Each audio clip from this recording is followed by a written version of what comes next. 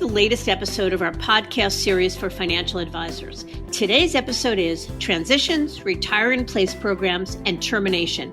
It's a top attorney's perspective and a conversation with Tom Lewis, certified civil trial attorney at Stevens & Lee. I'm Mindy Diamond, and this is Mindy Diamond on Independence.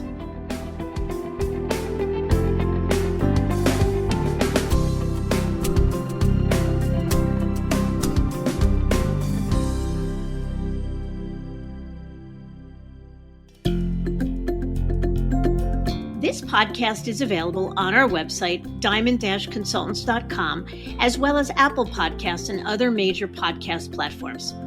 If you are not already a subscriber and want to be notified of new show releases, please subscribe right on your favorite podcast platform or on the episode page on our website. For Apple Podcast users, I'd be grateful if you'd give the show a review.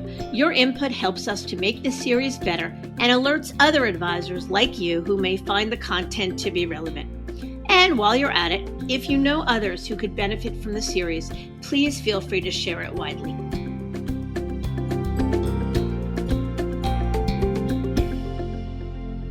There's no doubt that changing firms or models is a complex process. And even the thought of doing so often brings an advisor to his knees with concerns over everything from portability to protocol and all that lies in between.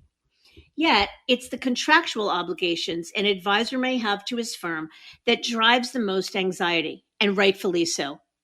Attorneys tell us they're getting an avalanche of outreach from advisors wanting to make sure that their employment agreements don't bind them further to their firm.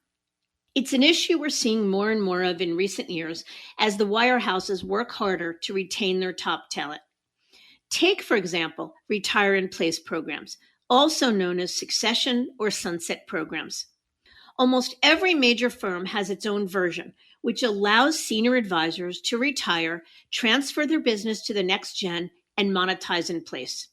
These programs, such as Merrill's CTP, UBS Alpha, and Morgan Stanley's FFAP, can be compelling for a senior advisor who has every intention of retiring from his firm and being rewarded for their life's work. Yet many advisors are finding that there are clauses and restrictions that further tie them and their next gen to the firm, limiting any optionality for now and in the future.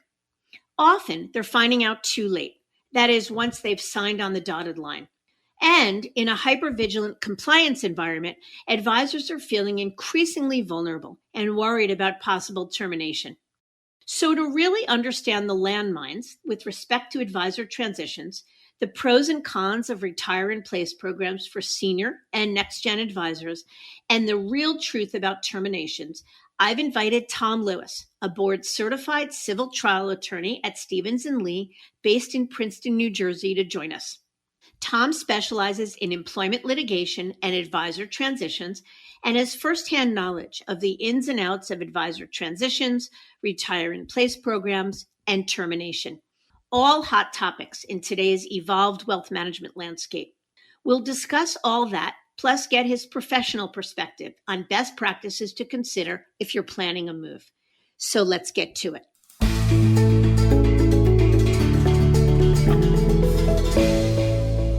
Tom, I'm so grateful for your time today. Mindy, good morning. Hope you're doing well. I am. Thank you. Let's get to it.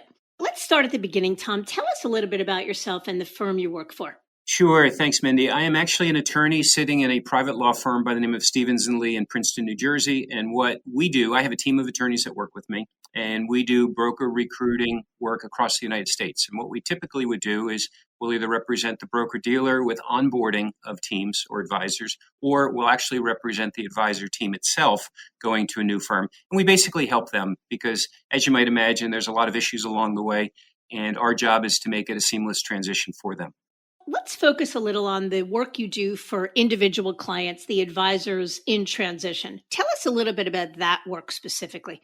Absolutely. So what we would typically do is we would get involved with the team. We would be contacted by a team that's thinking about making a move. And oftentimes, Mindy, that team may have a couple different firms that it's in talks with to make a decision which firm is the best fit. So what we would initially do is we would basically survey the situation. We would determine what firm is the advisor currently at? What firm is the advisor looking at? And really, what are the nuances with the transition? Is it a protocol transition? Is it a non-protocol transition?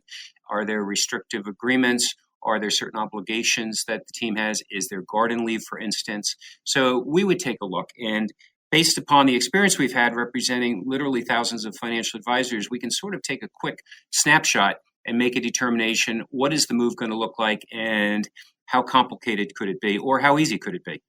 So I want to come back to the notion of a protocol move versus a non-protocol move. But for perspective, tell us a little bit about how much movement you're seeing. I mean, we've seen a ton of movement. 2020 represented probably more movement than we've ever seen in a year, and we're expecting even more of it this year. But what are you seeing from your perspective? I couldn't agree more with you, Mindy. 2020, surprisingly, I think, had the highest velocity of moves that I'm aware of over the last 15 years or so. It was a phenomenal amount of transition moves, and I think there's a lot of reasons for that.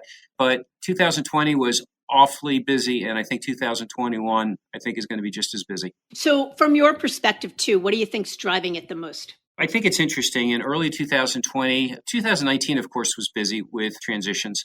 2020, early part of the year, started off busy. And then obviously in March or so with COVID, things changed dramatically. For a period of a couple weeks, there were not many transitions going on at all, although there were a couple teams that I helped that left at the end of March, beginning of April. And frankly, I thought that was questionable when it happened, but it turned out to be a godsend for them because everything lined up perfectly. They were able to leave properly, and the clients were able to come over. I think that because of the pandemic in 2020, a lot of advisors were working from their home. A lot of advisors obviously solidified relationships with clients and made a decision that maybe they should look around and look for a better opportunity for themselves and a better opportunity for their clients. And I think as a result of that, with people, for the most part, working from their homes in 2020, it also gave the advisors flexibility to speak to professionals like yourself about what would be the options out there and what would be a good move for them.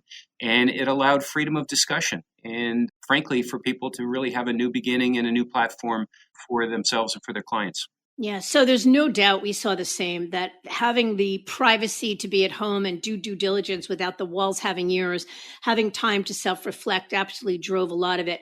But it's also, I think, that there was a lot of frustration pre-pandemic. In other words, just because somebody was home and had privacy wouldn't be enough to make somebody who wasn't otherwise frustrated or otherwise motivated to make a move do so. It just made it easier to do so. So from our perspective, what I think drove a lot of it or drives a lot of it is the desire for more freedom, flexibility, and control. Do you see the same thing? I couldn't agree more. It's amazing with a lot of the regulations and with a lot of the broker dealers as they're acting now.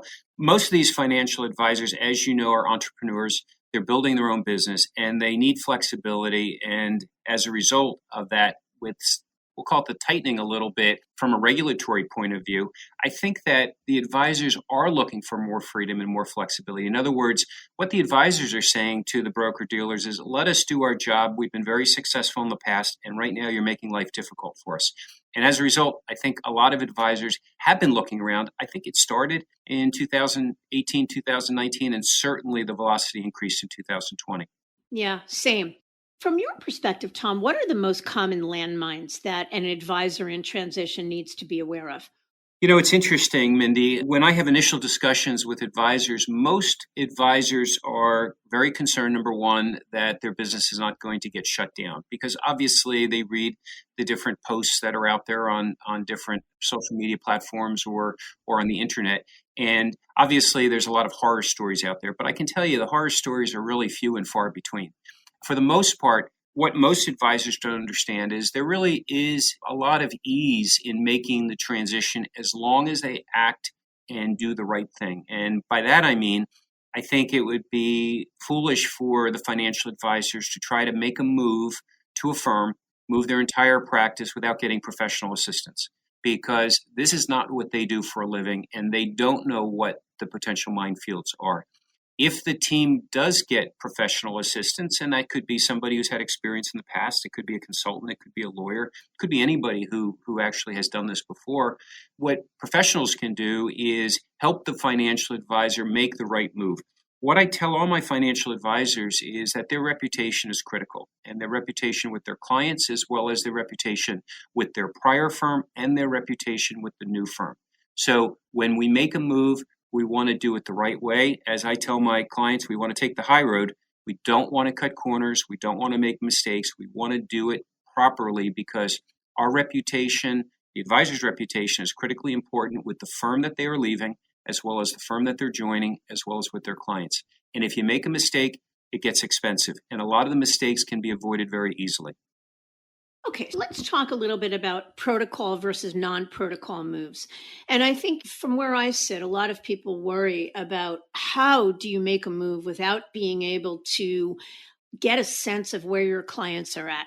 And obviously, the way you're able to handle a transition with respect to talking to clients and moving clients and soliciting clients is very different, whether it's protocol or non protocol. So, is it harder for an advisor to move without protocol protection?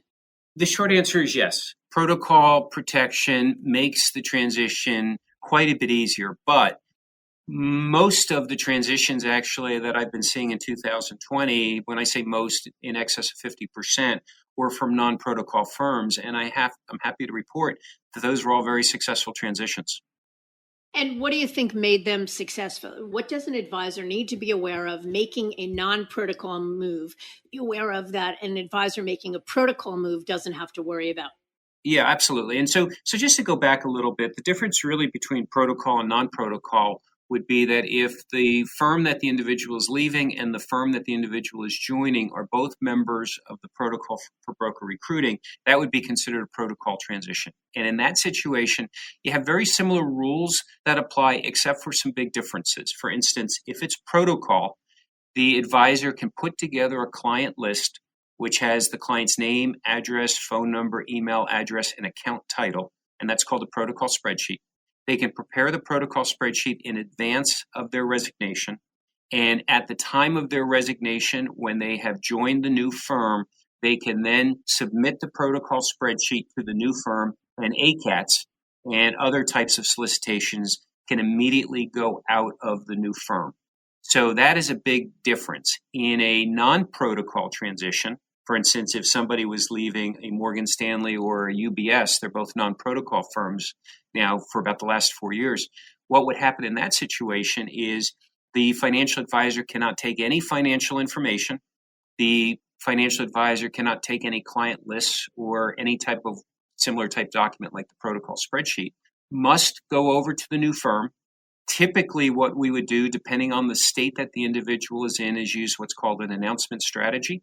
And that advisor would join the new firm, would, off the top of their memory, would write down names of clients. Public source information would be used, like Google search or white pages, to locate the phone numbers of the clients. And then a simple announcement would be made to the client, which would be, I've just resigned from this firm. I've just joined this new firm. I'm calling to alert you that I'm no longer there. And then at that point, there would be discussion that would ensue between the financial advisor and the client. And if the client asks questions or says, I want to continue doing business with you, typically in that situation, it's okay then to get the client to transfer their book of business over. If the client says, best of luck to you, I'm not interested in anything more, at that point, then the discussion must end.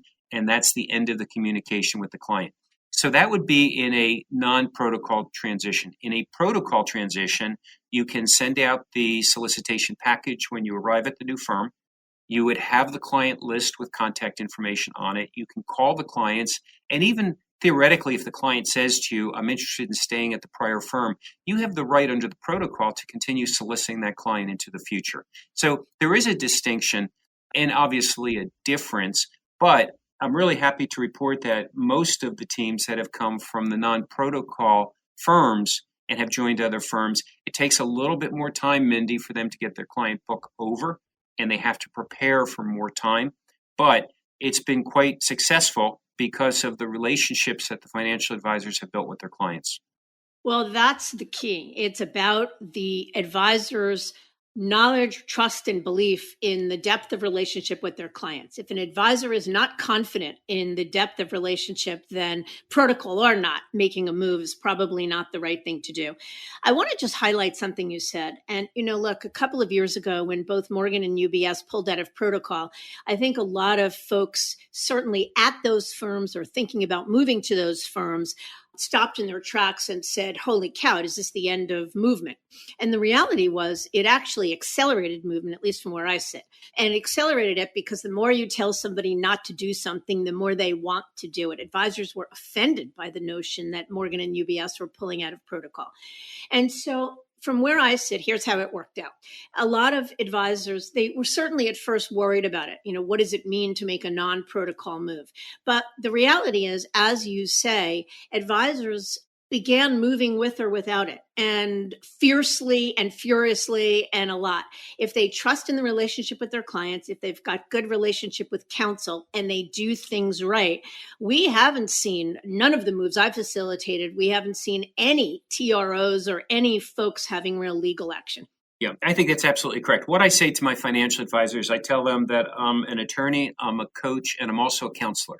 And what we talk about, and I tell them, is effectively leading up to the resignation, you cannot tell your clients that you're thinking about leaving. That's considered pre-solicitation. That violates protocol, it violates non-protocol, it violates the law in virtually every state. It's a violation of their duty of loyalty. But what I do tell the advisors, they are absolutely fine to do is build a solid relationship with your client.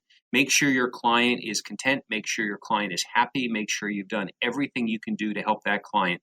Because when you build that solid relationship with the client, the first thing the client's going to do when the client finds out that you've left is reach out to you and say, hey, what happened? Let's talk about it. And one of the things, Mindy, with the non-protocol that we've been seeing an awful lot of, if somebody, for instance, leaves Morgan Stanley and they go to another firm, when they're at the new firm, Morgan Stanley would normally hand out the book, and there'd be a Morgan Stanley advisor that would be calling the former advisor's clients.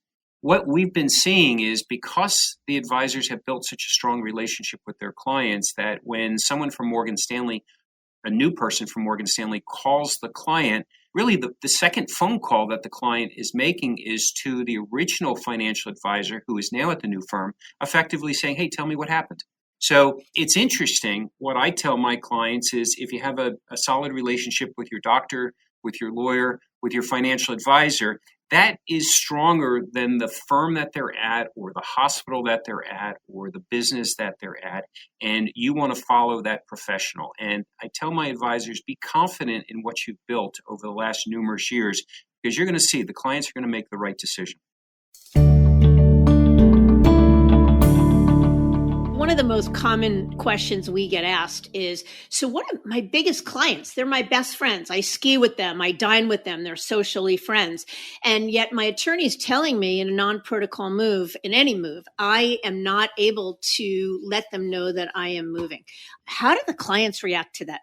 It's actually a very difficult situation that you put yourself into, because I recently had a financial advisor who had been at the firm for over 50 years and had clients for almost 50 years, and they're best friends. They go to each other's families' weddings and all kinds of family events. They vacation together. And the question became, how come I can't tell my best friend that I'm thinking about leaving? So what I say is it gets into a real slippery slope, because the problem is if you tell your best friend that you're thinking about leaving, the word can get out and the word spreads. What would be the best practices in this type of a situation? And I realize it's difficult for financial advisors who have built a solid relationship with clients, is to not tell any client that they're thinking about leaving, to not pre-solicit, not to do anything. And then what I tell the clients to do, Mindy, the financial advisors to do with their clients, is when they join the new firm, what they should say to the clients is, I wish I could have called you in the past, but I have certain obligations that I must comply with. I did comply with those obligations. I couldn't tell you, I couldn't tell anyone that I was thinking about leaving. I hope you understand. And what I've been finding is with the financial advisors taking the initiative to broach that subject with the clients in advance, the clients don't feel that they've been left out of the secret, that someone else has been told. They understand. And frankly, they want their financial advisors to play by the rules and to abide by their obligations. So it seems to work out okay, but it's still very difficult. And there's no easy way to explain how you can't tell your best friend that you're thinking about leaving. But best practices would be nobody hears about it until the move actually occurs. Yeah, and we see the same thing. I want to pivot, Tom, to spend some time talking about the retire in place programs, specifically at the wirehouse firms. So Morgan, Merrill, and UBS are using them as their best retention tool and a way to bind as many advisors to the firm as possible. What is your opinion of those programs? It's interesting what I'm seeing, and I'm seeing a lot of what you're seeing right now, Mindy, where a lot of financial advisors have signed these programs. These programs, depending on the circumstance, depending on the individual, may be good for that financial advisor, may not be good for that financial advisor. But I can tell you, almost in a wholesale type way, most financial advisors that sign the retirement agreements do not understand all of the obligations that are contained in those documents. So one strong piece of advice is before anyone signs a financial advisor, and it may be a benefit to that financial advisor, but before anyone signs any type of a retirement agreement, they should have it reviewed by a professional. Let that professional review it and determine what the restrictions are and what the obligations and whether that person is really stuck at that firm for the rest of their career. And so, what are some of the typical obligations that are inherent in these agreements? Well, almost all of them have certain restrictions, and virtually every type of agreement, and we spoke about Merrill, UBS, or Morgan Stanley, would have restrictions not only on the retiring advisor, but also restrictions on the receiving advisor team. And those restrictions would be that for a period of time, if someone accepts these accounts, that they would be restrained from leaving that firm absent certain conditions. And those conditions could be either, for instance, with the Merrill Lynch agreement, payment of a certain amount of money at the time of resignation, or with the UBS or Morgan Stanley agreements, just a total restriction, a total non-solicit of those accounts if indeed the receiving financial advisor moves. As far as the senior financial advisor, so this would be the retiring financial advisor, the restrictions could be something as strong as in the Merrill Lynch agreement, the CTP agreement, for instance, where it's a non-compete. And it could be a non-compete for up to 2 years. And what the non-compete effectively means is that individual cannot go to work in the industry for a period of 2 years after they depart from Merrill Lynch. And that's quite restrictive. And frankly, most financial advisors don't understand those restrictions when they sign the agreement. So you and I spoke actually about that very topic for an article I was writing for wealthmanagement.com back in February. And we talked about the fact that Merrill CTP contains language that many of the others do not. And that is the non-compete language. Is that something that in fact makes it more onerous than the comparable retirement agreements at the other firms? Well, it is. And it's interesting when you look at the Merrill agreement in particular, what Merrill calls its CTP agreement, Client Transition Program. The agreement itself is actually less restrictive on the receiving advisors because typically there's a payment term where the receiving advisors can pay a certain amount of money to Merrill and effectively be able to solicit the accounts under the protocol. But for the senior advisor, so this would be the retiring advisor, most of the retiring advisors don't understand that in the CTP document that retiring advisor signs, there is a 2-year non-compete, and that is much more restrictive than any of the other retirement agreements I've seen from any of the other broker-dealers. The other broker-dealers have restrictions, but the Merrill is a 2-year non-compete. In other words, Mindy, what that means is if the senior advisor is part of this team and the team decides to make a move while the transition payments are still being made by the receiving team, that the senior financial advisor is effectively stuck. And he or she will be stuck at Merrill Lynch for a period of at least 2 years. So if the team departs and the senior financial advisor wants to join the team at the new firm, that senior advisor must wait at least 2 years and stay out of the industry completely before he or she is able to join the new firm. And if the retiring financial advisor decides that they want to not wait 2 years and join, well, then there's certain remedies available to Merrill Lynch, including effectively clawback of money and non-payment of future monies that are due to retiring advisors and additional types of monetary remedies available.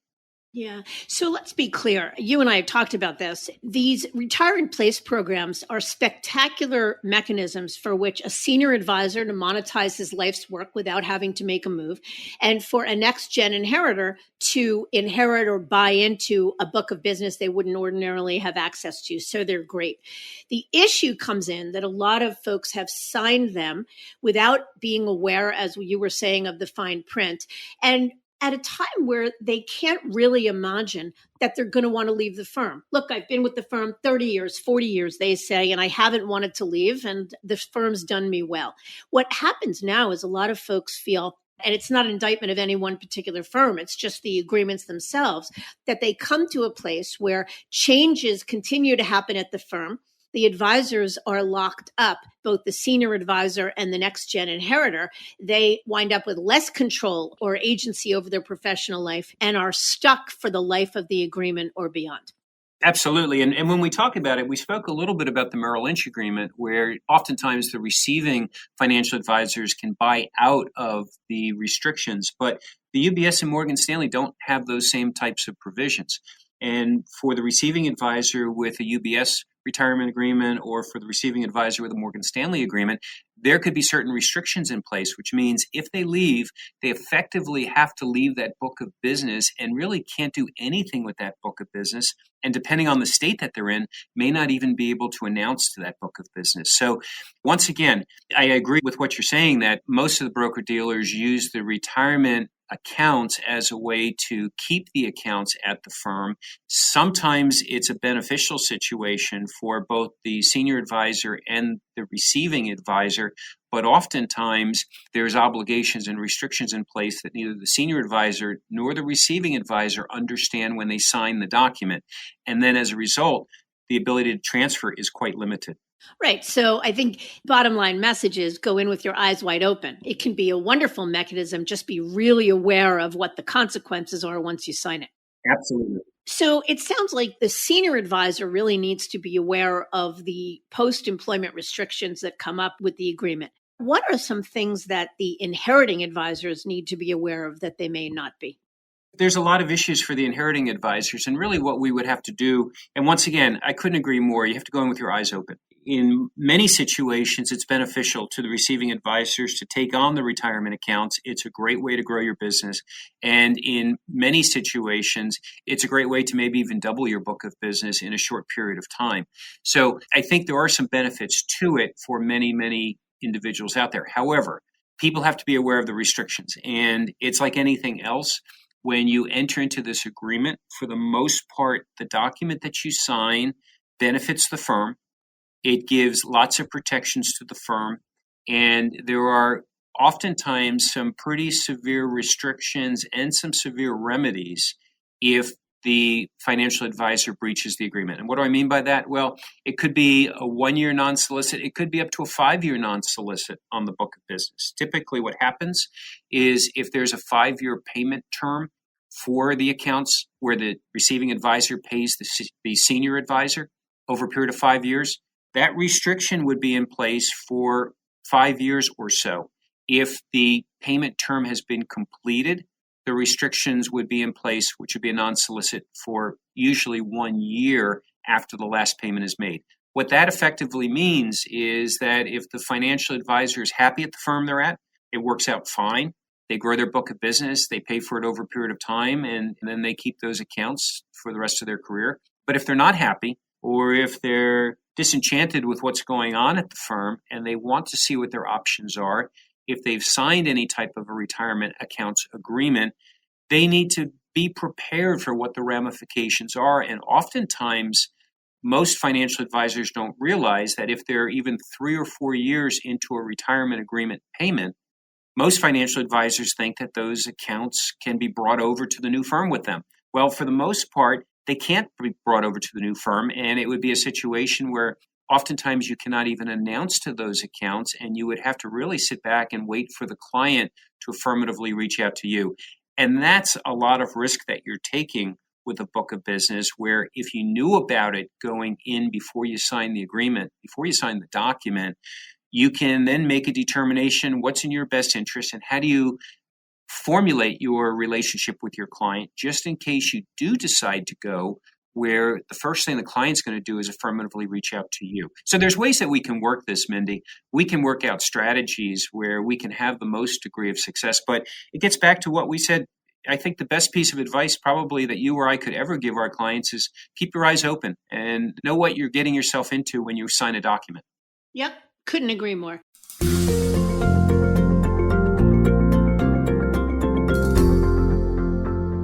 All right, I want to turn toward another topic, one that's a little unfortunate, but we're seeing more of, and it's causes for termination. A lot of advisors tell us that they feel more vulnerable, a sense of vulnerability than they ever did before in a zero tolerance compliance culture. And one of the things I think that's interesting that's really changed is that the bigger an advisor was, the more he produced, the more assets she managed, the more protected they were should there be an infraction.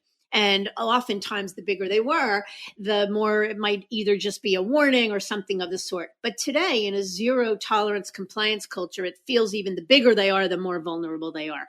So help us to understand, first of all, how vulnerable are advisors really? And what are the potential landmines that they should be aware of? Yeah, and here's the issue. And I think 2020 has been an interesting year because a lot of people have worked from home. And a lot of people have not obviously had the day-to-day interaction with the management team or with the compliance team that they would have in the normal office. We are seeing an avalanche of financial advisors effectively charged with certain internal acts, violation of company policy, violation of certain regs, certain compliance initiatives, where those financial advisors who have really an unblemished record are now being brought up internally, and in many situations we've seen over the last 12 to 16 months have actually lost their job.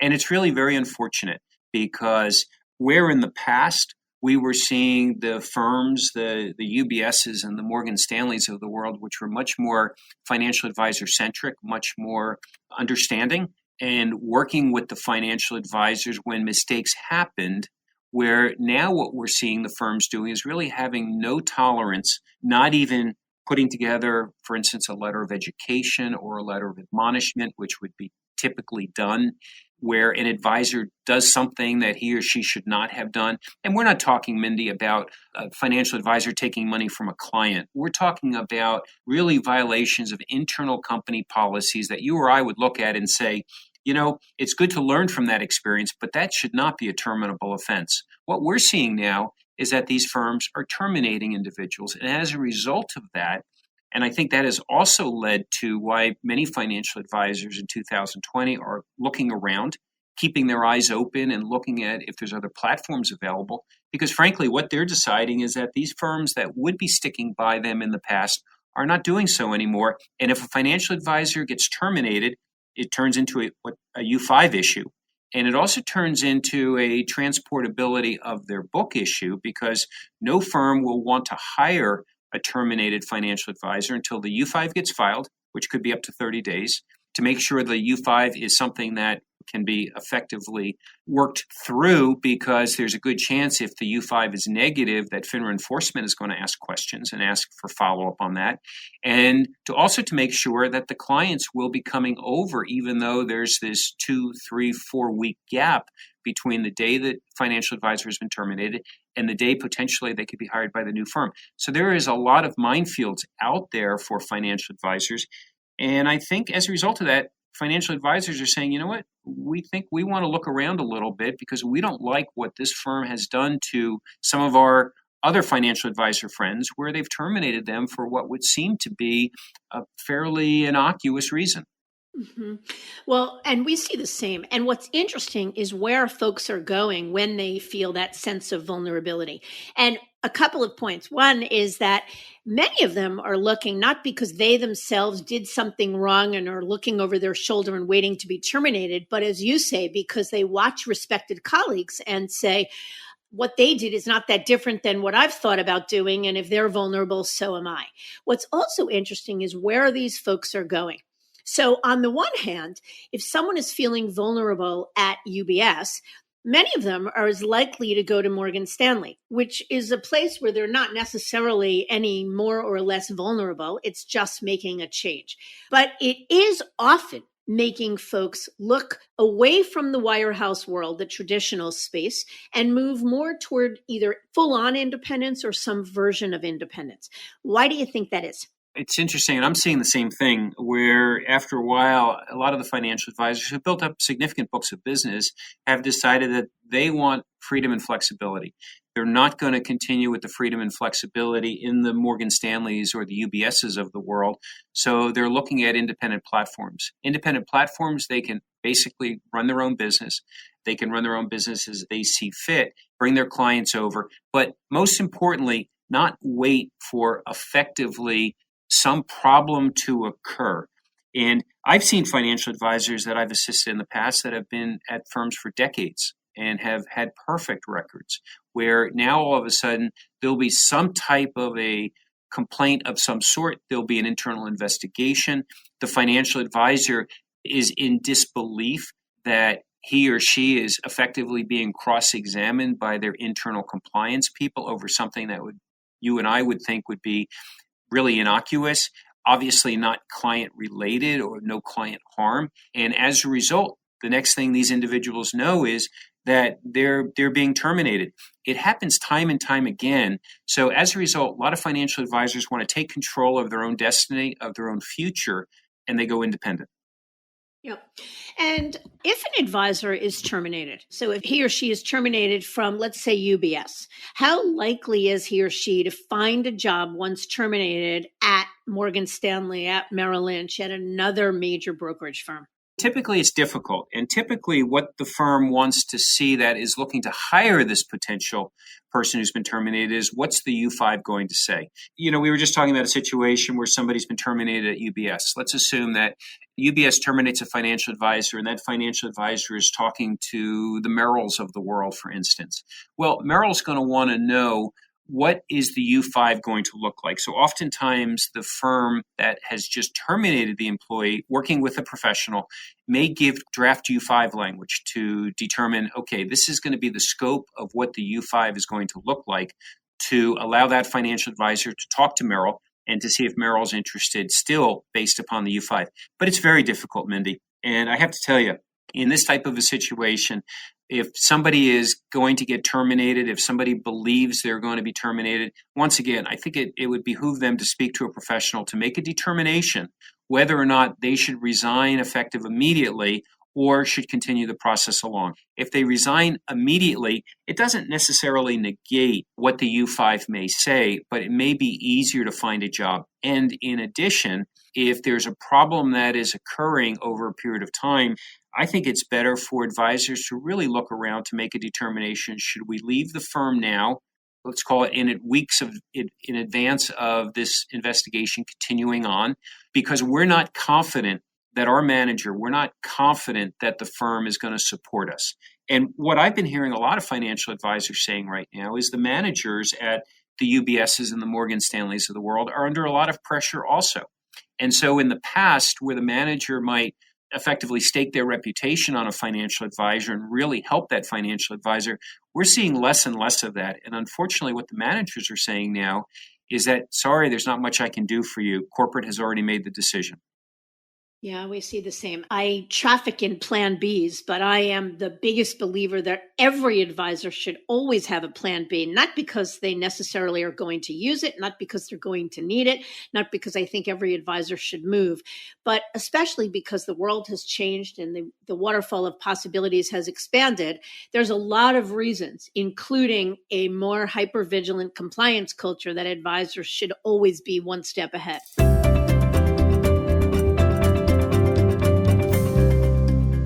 So we could go on for days, lots to talk about, but any other bits of wisdom you can share with prospective movers, Tom? Yeah, it's interesting. I think that there really has been no better time than now for financial advisors to see what's out there. And, as we were talking about, there's a lot of teams that I actually talk to, Mindy, and I'll represent for a period of time. And they'll go out there and determine what the options are, what the different platforms are.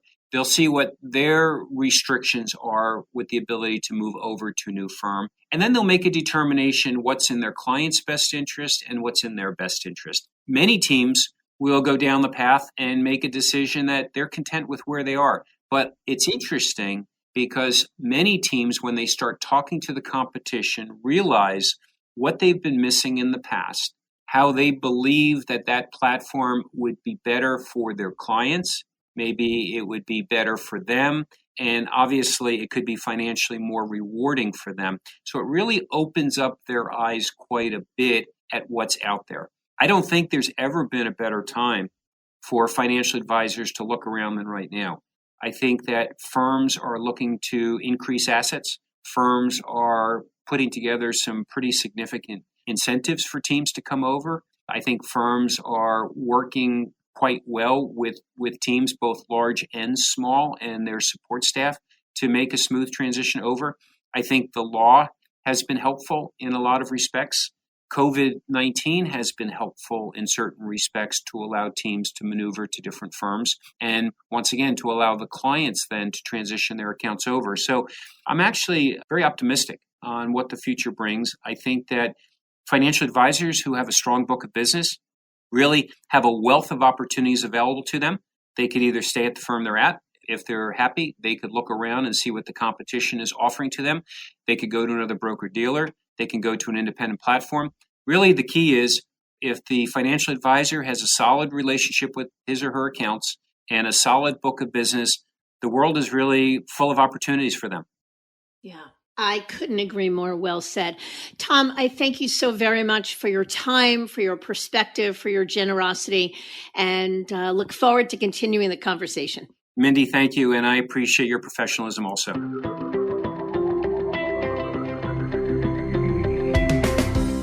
In a much changed wealth management world, having access to advice like Tom shared is priceless. But I think what was most universally relevant was that there's never been a better time for advisors as opportunities abound. Regardless, advisors should always be vigilant and play by the rules. Operating with your eyes wide open will help keep problems at bay and also enable you to be available to opportunities as they present themselves. I thank you for listening. And I encourage you to visit our website, diamond-consultants.com, and click on the Tools and Resources link for valuable content. You'll also find a link to subscribe for regular updates to the series. And if you're not a recipient of our weekly emails, Perspectives for Advisors, click on the blog link to browse recent articles. These written pieces are an ideal way to stay informed about what's going on in the wealth management space without expending the energy that full-on exploration requires. Feel free to email or call me if you have specific questions. I can be reached by cell at 973-476-8578 or by email at mdiamond@diamond-consultants.com. Please note that all requests are handled with complete discretion and confidentiality.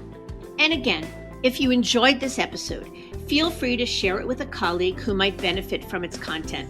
And if you're listening on the Apple Podcast app, I'd be grateful if you gave us a star rating and a review. That will let other advisors know if it's a show worth their time to listen to. This is Mindy Diamond on Independence.